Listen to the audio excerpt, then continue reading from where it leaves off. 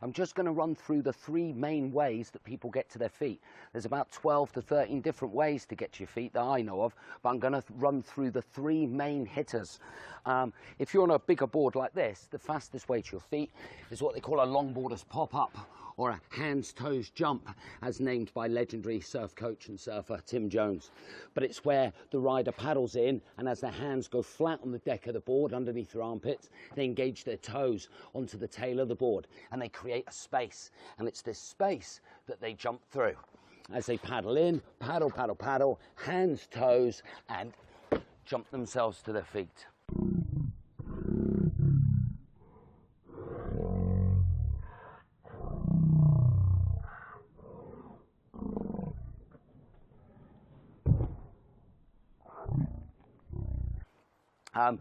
I'll show you that in reverse so you can see it the other way round.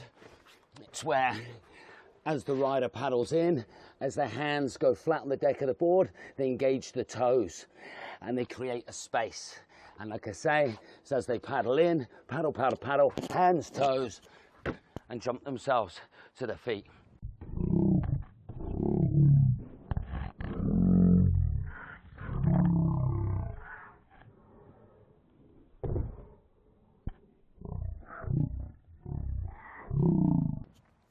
The fastest way to your feet for shortboarders, because they can't engage their toes onto the tail of the board, is what they call the flick jump. Again, named by Tim Jones. Love your work. But it's where, as the rider paddles in, as they put their hands flat on the deck of the board, they give a little flick down with their legs and they create leverage off of their knees. And it's this leverage combined with upper body strength that they pop themselves to their feet. And as they paddle in, paddle, paddle, paddle, hands, and flick with the legs and flick themselves into a good first position.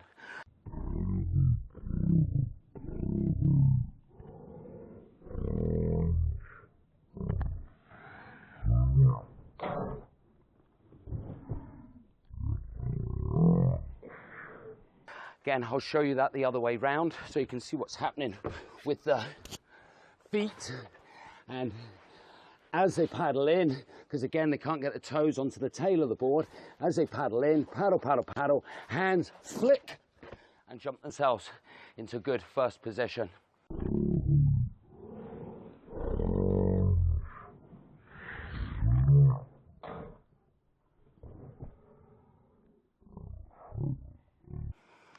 The fastest way to your feet that isn't jumping is what I know a lot of Australians call the chicken wing. I tend to call it the Brazilian pop-up because I know they deal with such fast beach breaks that they don't have any time to sort of messing around on their knees. But here it is.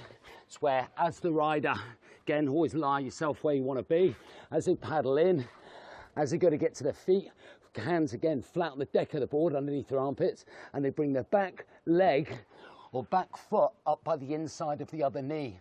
And off of these 3 points of pressure, they run themselves through. And as they paddle in, paddle, paddle, paddle, hands, back foot, front foot.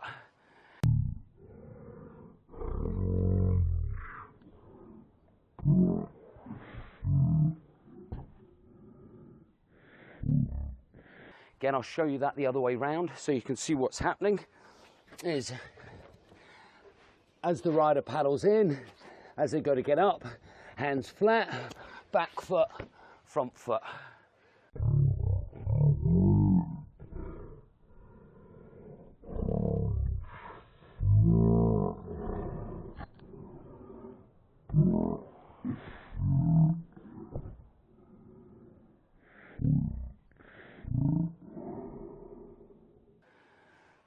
I would say for anyone practicing their pop-up on land and wanting to practice a flick jump, I would actually recommend practicing the longboarder's pop-up, the hands-toes pop-up, because you'll still build really good core strength and flexibility without damaging your knees.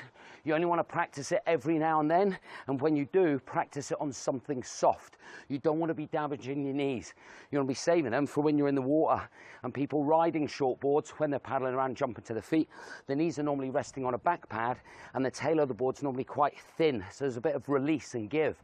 On top of that, the board's actually falling away from you when you take off at an angle. So practicing a flick jump on land Don't practice too many. I would maybe practice 10 hands, toes jumps, 10 of these, and once I've done 10 of these, I would maybe say, right, now my body's nicely warmed up, I would maybe chuck in 1 flick jump, just to keep my skills honed. But I would more practice with a hands toes jump and save the flick jump for every now and then. I hope that made a bit of sense and helps you structure your pop-up. You better try these, Adam, once you get all those sea urchins out your feet. 10 a day, just do 10 a day, no matter how you're doing it. Build some muscle memory, isn't it? But structure your pop-up. Back to doing some pop-ups, innit? Yeah! Have it. Camera's melting in the sun. I better turn it off. Before it blows up, then no one will get it. 5, 4, 3, 2.